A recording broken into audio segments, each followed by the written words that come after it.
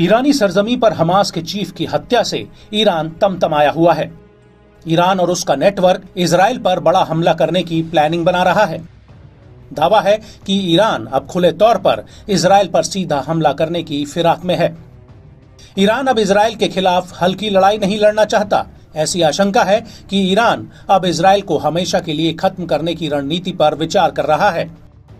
दावा तो ये भी है कि इसी साल अप्रैल के हमले के उलट इस बार इजराइल पर ईरान का हमला कहीं ज्यादा बड़ा होगा। इसे इंटरसेप्ट करना भी उतना ही मुश्किल हो सकता है।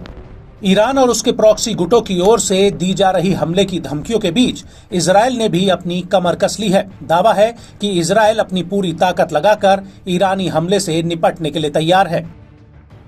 इजराइल ने यरूशलेम के नीचे एक अंडरग्राउंड बंकर तैयार किया है। इस बंकर को हिजबुल्ला और ईरान की ओर से इजराइल पर हमलों के डर के बीच तैयार किया गया है।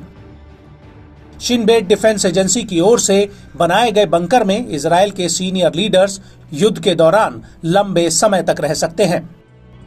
इजरायली मीडिया ने इस पर बड़ा खुलासा करते हुए बताया कि ये पूरी तरह से चालू है। द टाइम्स ऑफ इजराइल ने बताया कि बंकर को लगभग 20 साल पहले बनाया गया था। ये हथियारों से होने वाले हमलों को झेल सकता है। इसमें कमांड एंड कंट्रोल क्षमताएं हैं। ये तेल अवीव में रक्षा मंत्रालय के मुख्यालय से जुड़ा हुआ है। इस बंकर को नेशनल मैनेजमेंट सेंटर के नाम से भी जाना जाता है। इसे पिछले 10 महीने से जारी गाजा युद्ध के दौरान इस्तेमाल में नहीं लाया गया। हालांकि इसे अब पीएम और अन्य वरिष्ठ लोगों के इस्तेमाल के लिए तैयार किया गया है।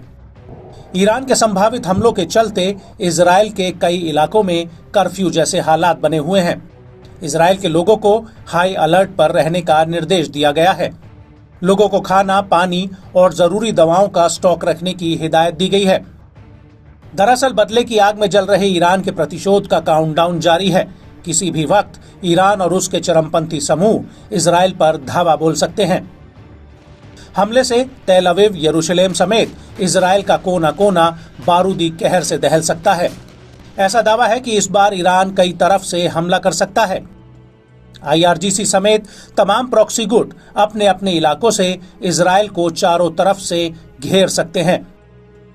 हालांकि इजरायली फौज भी मुस्तैद नजर आ रही है। नेतन्याहू भी साफ कर चुके हैं कि हमलों का मुंह तोड़ जवाब दिया जाएगा।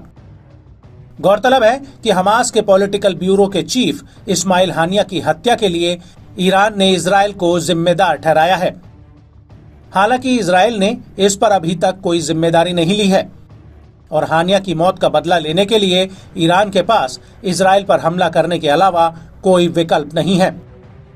हालांकि इजरायली चुप्पी के चलते भी उस पर शक की सुई अटकी हुई है। खास बात है कि ईरान और इजराइल में अदावत दशकों पुरानी है, मगर इस साल इसमें कई गुना इजाफे के साथ ये और खतरनाक हो गई है। बहरहाल अब तक साफ नहीं हुआ है कि ईरान इजराइल के खिलाफ कब और किस तरह का हमला कर सकता है, मगर इस बात से भी इनकार नहीं किया जा सकता कि शीर्ष नेताओं की हत्या से ईरान बैकफुट पर है। इसके लिए इजराइल पर हमला करना उसकी मजबूरी बन चुकी है।